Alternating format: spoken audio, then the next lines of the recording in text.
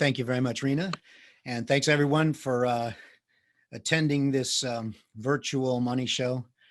I would have much rather been playing table games with all of you in the real Las Vegas, but such is COVID-19 world. So we're gonna make the best of what we have. You know, you have to make the best of what's around and anything in life. So I'm here. I'm kind of sheltered in my my makeshift studio. It's actually a music studio, mostly in an office. But you know, we all have to do what we have to do these days. So okay, so today the name of my presentation is how to know when to sell your stocks. Okay, so everyone tells you when to buy stocks and what stocks to buy, but they never really tell you when to sell. You know, you notice that about a lot of my fellow money show big brains. Normally they don't tell you when. So let's get started. I'm gonna share my screen with you guys, and we're gonna start here. So always know when to sell your stocks. I think this gent might know a little bit about when to sell. And that's what I'm going to try to help you with today. Okay, so let's get started. Lesson on how to protect your money when the market's trending lower and how to grow your money when the market's trending higher. Now, notice what I said at the beginning, the market's trending lower, how to protect your money. If you don't protect your money, you're not going to be able to grow your money. And we've seen a lot of people not be able to protect their money over the last couple of months, especially. Now, just for reference, I'm the editor of Successful Investing, Intelligence Report, Bullseye Stock Trader, and also from my e-letter, The Deep Woods. I'm also the co-editor of the Fast Money Alert with Mark Skousen, and I'm also the host of the Way of the Renaissance Man podcast. Okay, as we all know, the bulls love to run. So we got the major domestic indices here from the beginning of last year to the top of the market, most recent high on 214.20. Now look at the tremendous gains that you had in just that one and like what, little over 14 months, 14 and a half months. You're talking about a 46% gain, almost a 47% gain in the NASDAQ. S&P 500 up almost 35%, Russell up 25%, and the Dow up 26%. So everybody was feeling good, riding high, nothing wrong with that. But of course, the bears also love to growl. We see the major domestic averages here from the prior bear market, which was August 13th, 2018, to December 24th, 2018. So that wasn't only a few months, but look at the damage sustained in that few months. Now, it probably would have been nice if you knew that, if you kind of went over here and knew that this was the area to sell, you would have saved yourself a whole lot of pain and suffering. Then, of course, sometimes the bears really love to growl. Now, this is the domestic averages from the end of last year, December 31st, to the March 23rd low of this year. Now, look at how quickly from that February peak over here, all the way down in just like little over 5 weeks or so. And that's some serious pain and suffering. We all know why it happened. We all know initiation of a government lockdown of the economy and the COVID-19 deaths spiking, and just a tremendously horrific situation for everyone. A black swan event that, no one knew was going to happen. But it would have been nice if you had some kind of way of selling right around here before all of this damage took place, right? Okay, well, I'm going to tell you that we, in my Successful Investing service, told subscribers to sell right here. I'm going to tell you how we knew how to do it in a minute. But the point is, we knew when to sell our stocks. We didn't just guess, and we didn't sell them down here, and we didn't sell them up here. We knew exactly when the market was trending low enough to get us out of the market. And again, we'll talk about that in a moment. Okay, mentioned this before, but everybody likes to tell you how and what to buy, okay? So they say things like, buy tech, it always goes up. Well, it doesn't always go up. We saw that just a second ago. Although, if I had to pick a sector that I really like, it's tech. Buy low, sell high. That's the most bromidic kind of saying in the history of markets.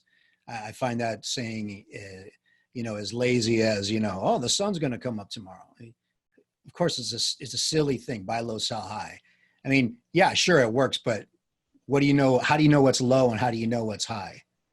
Well, you don't, unless you have some kind of a way of determining in a macro sense what's low and what's high. And we do have that. So buy when there's blood in the streets. You've heard that. That's an old adage, and it can be somewhat true for if you're willing to suffer the pain and suffering of being in blood for a while. Actually, the real saying there, buy when there's blood in the streets, it's actually buy when the real saying is buy when there's blood in the streets, even if it's your own. Now that is some serious intrepid action if you can do it. So other ones, buy and hold. You can't time the market. We've heard that. And some people don't want to time the market, and that's okay. You can certainly do well if you have a long-term strategy like that. Reality is proven that the market goes up, but you might not have time to, in your particular situation, to kind of suffer that. So other ones, buy the dips, buy the dogs of the Dow, that kind of thing. The advice just always comes up to just buy, all right? But then again, nobody really tells you if or when you should sell. So the key here to our service and to knowing when to sell your stocks. And when I say stocks, I'm also talking about your mutual funds and your ETFs and your equity-based holdings. What's your plan? Do you have a plan? You're not going to know when to sell if you don't have a plan to tell you when to sell. Okay. Now, a plan could be somewhat rudimentary, or it can be sophisticated, like the one we have. But you have to have some kind of plan, okay? Or else you're just guessing and just at the whim of the market. So what is your plan to get into the market? You obviously have a plan to get into the market, or you wouldn't have bought into the market. But if you don't have a plan to get out of the market, then you're subjecting that money to the wild price swings that we've just seen. The two big ones that I just showed you. Okay, so do you just buy randomly or do you just sell randomly out of fear? That's what most people do. They sell randomly out of fear. They see the market going down, they go, oh, I got to get out. And guess what? They usually get out at the very bottom. And then they try to get back in, but they don't get back in until the markets run back up. So we don't do any of those things. Okay, we follow a proven plan that gets you in when things are good and gets you out when things are dicey. Okay, so if you love it when a plan comes together, and I certainly do, then you need the successful investing trading plan. So what it is basically, I did not invent this. It's been used for the past 40 years. I was not following markets 40 years ago. I was barely around 40 years ago. But this plan tells us when to be in the market. More importantly, it tells us when to be out of the market. So if we follow a specific trend line, now by following that specific trend line tool and with a specialized measurement tool, we're able to know when to get in and when to get out. So how's this worked over the years? I mentioned 40 years. Well, we've got too many buy signals and sell signals to go over all of them, but I'm going to give you a few highlights over the years. And some of you who've been in markets a long time will know some of these big dates. So September 82 is a bull market buy that we had received, and that was one of the beginnings of one of the strongest bull markets around. That was the Reagan bull market. But then the Reagan bull market came to literally a crashing halt on October 15th, 1987. That's when we received our sell signal on October 15th. So let me just give you a sense of how that worked. We got a sell signal on October 15th. That was a Thursday. We told by the following Friday, the 16th, people were out of the market, our subscribers. It was not successful investing. That was called the telephone switch newsletter. But I know there's some people here that remember that quite well. So the 17th was a Saturday, the 18th was Sunday. October 19th, 1987 was Black Monday. That's a 22% drop in the Dow Jones Industrial Average in one day. The worst day in the history of markets. We were out completely. Of course, we didn't know that the market was going to crash 22% in one day, but we did know that the signals were there to tell us to get out of the market. And that call pretty much cemented the efficacy of this trading plan. That's when you really know that it's time to sell your stocks, is when you could avoid a 22% drop in one day. Okay, other big calls. January 1995 we had a bull market buy. Again, that was the 90s bull market. Then when things got dicey, when the tech wreck started happening, April 2000, we got a sell signal. Now we had many sell and buy signals throughout the mid 2000s, but the two of the better ones were the late 2000s, with a January 2008 Great Recession sell, where we got out of the market right before the real damage was happening in all of 2008. And then we got back in the market in March of 2009 with a buy signal. And that is the beginning of the new bull market that lasted for quite some time, obviously till about February of 2014 or 2020. So even though there was some fits and starts along the way, of course, and we were in and out of stocks, certain markets and in and out of stocks in terms of our plans between March 2009 and, of course, the most recent set of sells. First one was October 12th, 2018. Now that was a sell signal that we got, that I showed you the chart before. That was before that big late 2018 sell-off happened. And then the market started coming back shortly thereafter. But we waited till February 20th, 2019 to get our next buy signal. And in a moment, I'll show you what that was like. And then, of course, our most recent most recent call was February 27th of this year, when we got out of the market completely. And that was just after the market peaked and right before the market tanked. So when that market tanked from February 27th all the way till today, we have avoided stocks, the domestic stocks, and we've been safe and sane and just sitting and waiting for this market to prove that a recovery is going to happen. Okay, so I mentioned this earlier. Here's that October 12th, we got that sell signal, and then we got a buy back on February 20th. Now look at this chart here. The October 12th was a sell, the very far end here.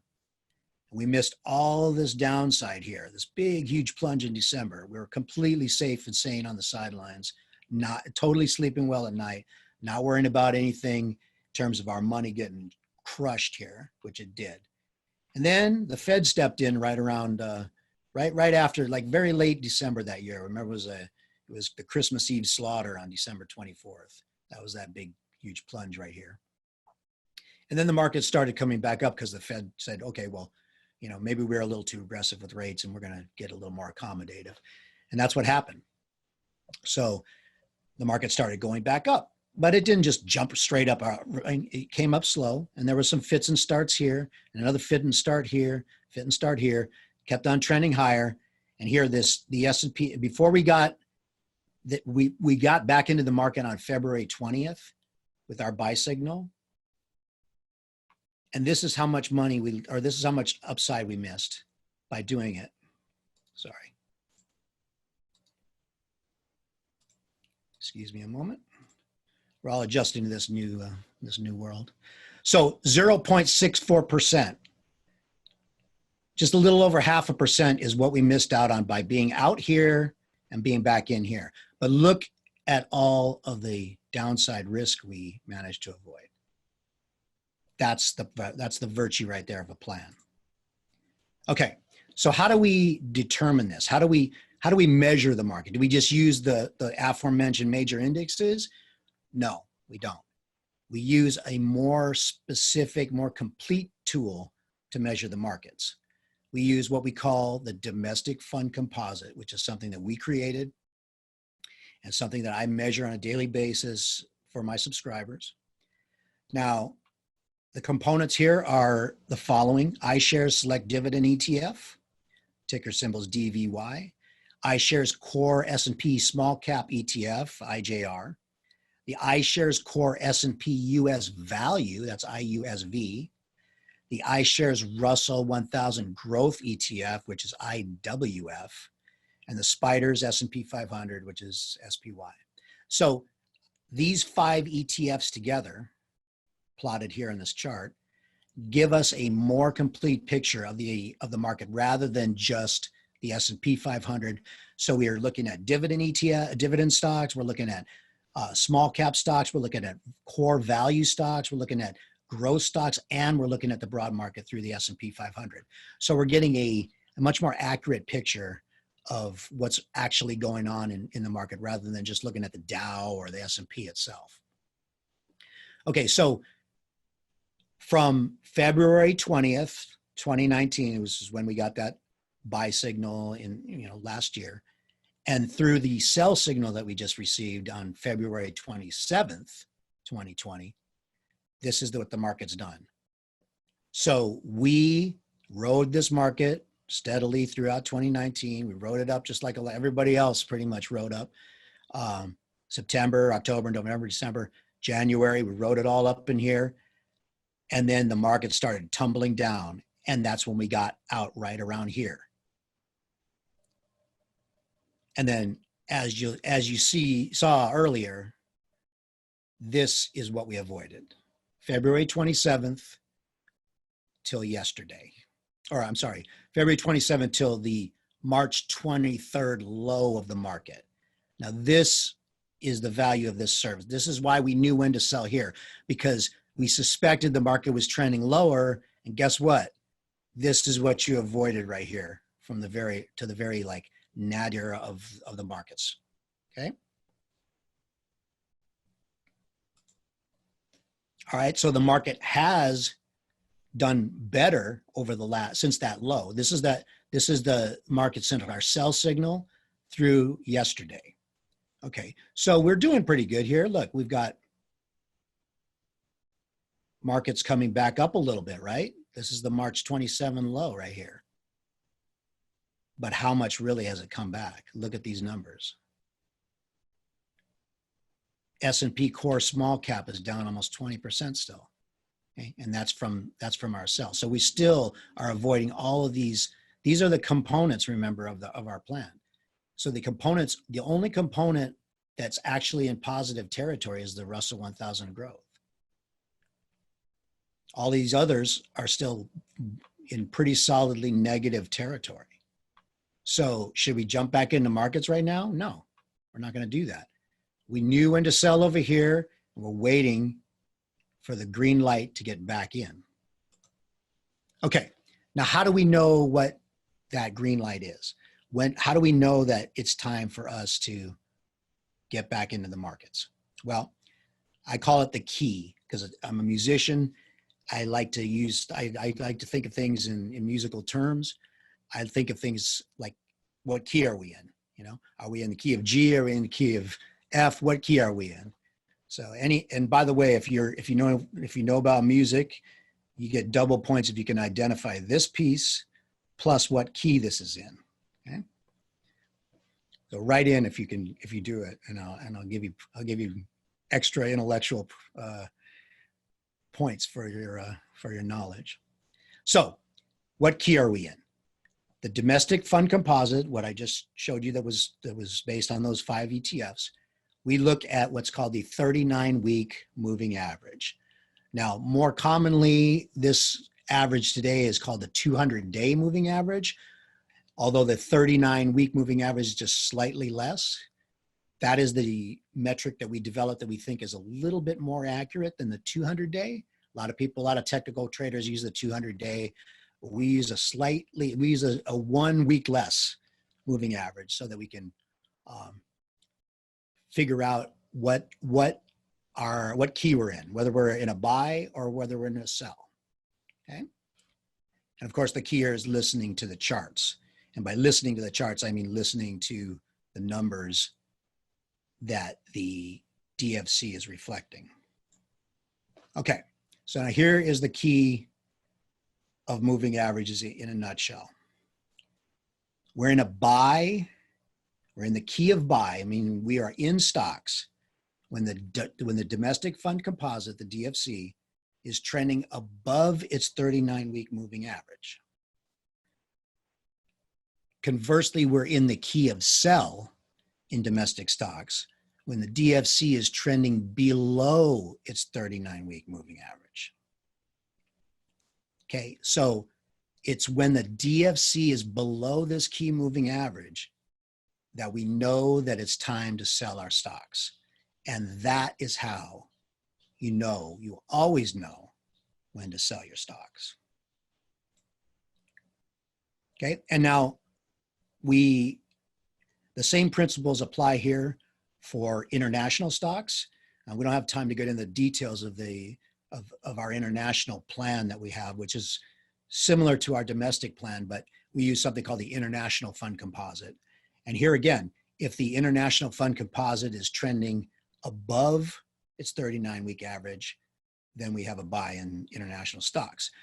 We have a sell in international stocks. We always know when to sell our international stocks when our IFC is trending below the 39-week moving average.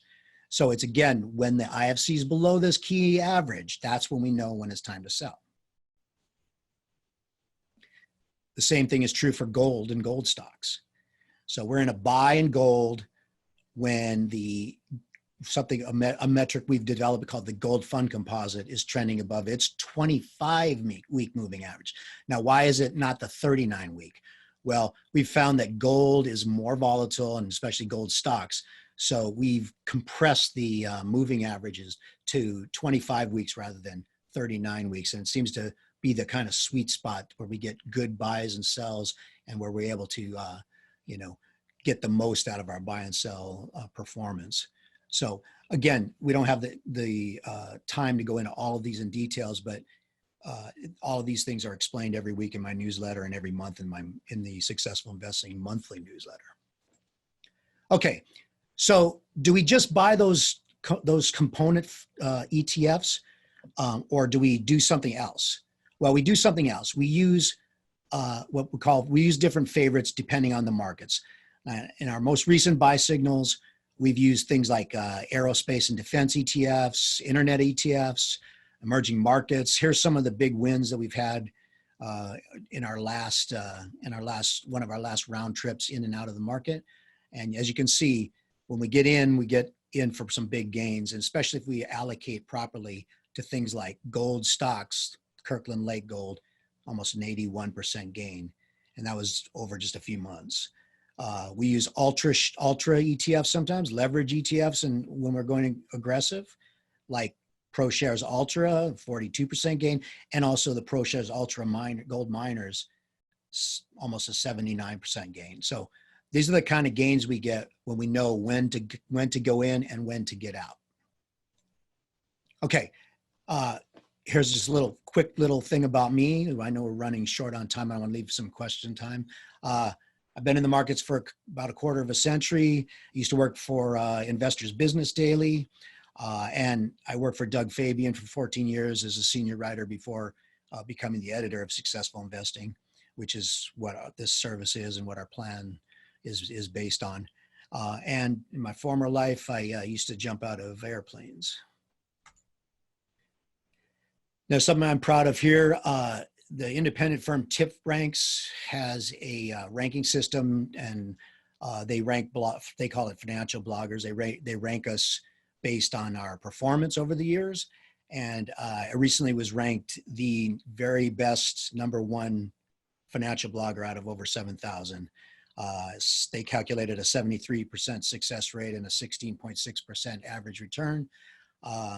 So I was about third or fourth for a while on the list, and then I kind of jumped up to #1. So I'm trying to keep it that way. So I need you guys to help me keep it that way. Okay, so before we leave, I'm going to give you this this slide here because I want you to join me in this service. I want you to be part of it. I want you to find out more about it. So for virtual Money Show attendees, we did our regular rate is $249 per year for the service, but we have a Money Show discount that goes down to $99, but everybody's in a weird situation right now. So we decided to cut that by a little bit more. And for virtual Money Show people, $77 for a 1-year subscription. And you get all my buy and sell recommendations, and you get those every week if they're, or however often they are, and plus a full rundown of what's going on in the markets and how our positioning is, how close we are to a sell, how close we are to a buy. Right now, I'd say we're about maybe 7, 8, 9% away from a new buy. So we're gonna have to make up some more ground in markets before we do that. So again, if you want to do this, I strongly encourage you. It's a great deal.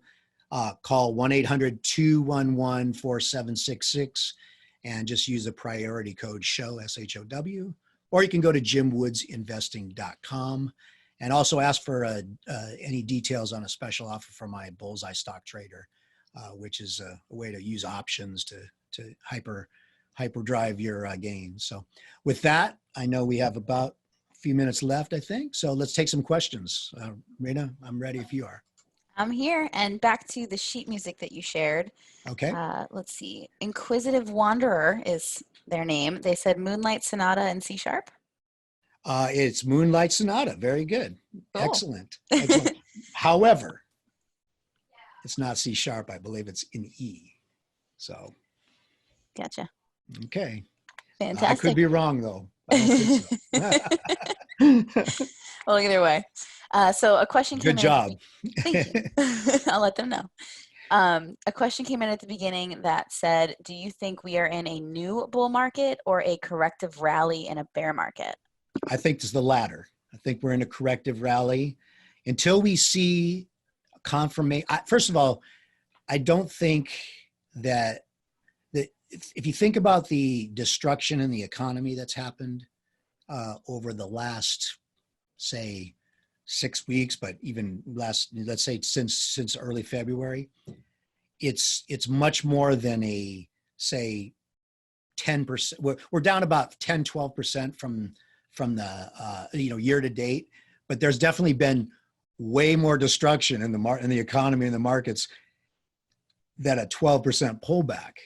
So we're not with. I see more than 12% problems in the world right now. So I definitely think we're rallying here in anticipation of a strong comeback. The third quarter, fourth quarter, 2021. We're also rallying justifiably because the Fed has come in and said, "Hey, we're going to just print till the end of time." So that is another thing that's, you don't want to fight the Fed, so to speak. That's one adage that I think does apply here. But I think until we see our metrics prove that this is a confirmed bull market rally, we can't really call it a bull market rally. Got it. Thank you. Next question from Paul says, can the same trend be used for Canadian stocks? International stocks is a trend that we, that we measure. I mentioned the International Fund Composite. As far as Canadian stocks per se, I don't think that one can say that those are in a full bull market rally yet, but they seem to be a little bit closer. Got it. Let's see. There's a question here. I hope you understand it. I'm not sure if I'm just going to read it off and, hopefully Okay. it makes sense. When Dick Fabian started, it was a comparison of 13-week and 39-week MA, and when they crosses, that system had whipsaws. How are these handled in the system now? Oh, that's a great question. Okay, so this is a seasoned reader of the Fabian products or the Successful Investing newsletter. So I don't use the 13-week and the 39-week any longer. We use, and you're right, there was some whipsawing that happened. A whipsaw just means you get in and out of the market back and forth too quickly. But what we do now is we track the 39-week average, and then what we do is we put what's called collars on that DFC. So this is getting a bit technical, but this questioner knows the technicals, obviously. So when we get a buy or when we get a sell, when we first get it, we put a 5% kind of floor and a 5% ceiling over that number when we got that actual sell. So before we can get a new signal, it has the market has to get like 5% above that level and kind of clear it, meaning it's like we go back to the rules after that. Or on the bottom side, it's like if we get a sell signal and then or if we get a buy signal and then the market goes down, let's say 3%, we don't just sell. We have to wait for the market to go down at least 5%. So those collars kind of are like guide rails, keeping us in our plan and not getting us prematurely like in or out of the market. And that's the way we do it. So you can read more about that in the in the newsletter, but that is how we avoid that old school kind of idea of getting whipsawed too often. That's great. Thank you so much, Jim. I was able to post your website in the chat. That way, if anybody wanted to click it, they can go ahead and do that because they are definitely asking how to sign up for your newsletter. Oh, good. Yep. Excellent. Awesome. And that's all we have time for, I think. Is there anything else you want to mention? Yeah, I want to just thank everyone. I mean, this is a strenuous time for the planet. So the fact that you guys are spending some of your time with me here is quite honoring and flattering. And if you have any questions or whatever, just give us an email and we'll hook you up and we'll protect your money.